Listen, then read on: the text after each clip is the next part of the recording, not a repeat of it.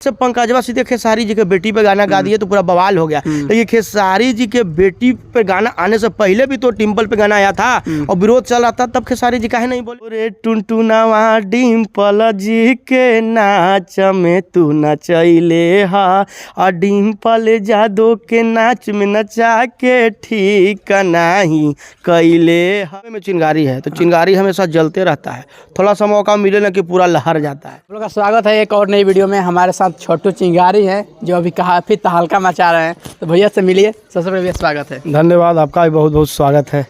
भैया आप अभी आपका दुकान पर, ये दुकान है जो भैया का ही है, बिल्डिंग मटेरियल का दुकान है।